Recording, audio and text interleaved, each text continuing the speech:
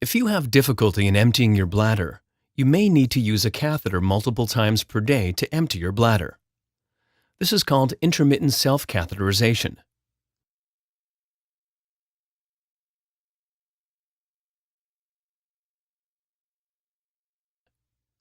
This video will show you how to use your intermittent catheter. Let's first understand your urinary system and where urine comes from. Your kidneys filter the blood in your body to produce urine. The urine travels from your kidneys through two tubes called ureters to your bladder. When your bladder is full and you need to urinate, you relax a muscle at the base of your bladder. This allows the urine to pass out of your body through another tube called the urethra. In some cases, an intermittent catheter may be needed to empty the bladder. If the bladder cannot be emptied completely through normal urination, it can be drained by inserting a thin tube up the urethra and into the bladder. The tube, called a catheter, is removed when drainage is complete. This is called intermittent catheterization. The Magic3 Intermittent Catheter is made of 100% silicone. It's soft and designed to be gentle on delicate urethral tissue. It has an ultra-soft outer layer designed to help maximize comfort, a firm middle layer for easier handling, and a pliable inner layer for easier navigation. The catheter is available in different diameters or French size and lengths. The catheter tip is tapered and has 4 comfort-sized drainage eyes for ease of movement over sensitive areas. Urine flows into the catheter tip through the 4 drainage eyes. Urine flows out of the catheter through the funnel-shaped outlet. The catheter's outer surface may or may not have a coating on it. The catheter is also available with an antibacterial coating. If you are using an uncoated catheter, you will need an unopened catheter, water-based lubricant, paper towels or a clean cloth, and materials to wash your hands and penis. Step 1. Wash your hands with soap and water and dry them. Open the package at the funnel end. Remove the catheter. Lubricate the tip and shaft of the catheter with a water-based lubricant.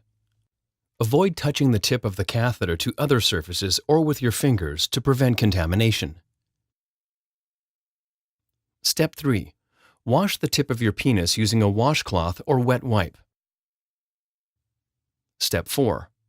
Wash your hands again with soap and water and dry them. You can insert an intermittent catheter from a number of different positions, such as sitting or standing. Your healthcare provider will work with you to find the best position. Step 5. Pick up the catheter. With your dominant hand, slowly pass the tip of the catheter into the opening of your urethra. Continue inserting the catheter until urine starts to flow. Try to stay relaxed when inserting any catheter. If you feel resistance, just stop for a second, take a deep breath, and gently resume insertion. If you feel tense, the muscle in your bladder may tighten and make it difficult to insert or withdraw the catheter.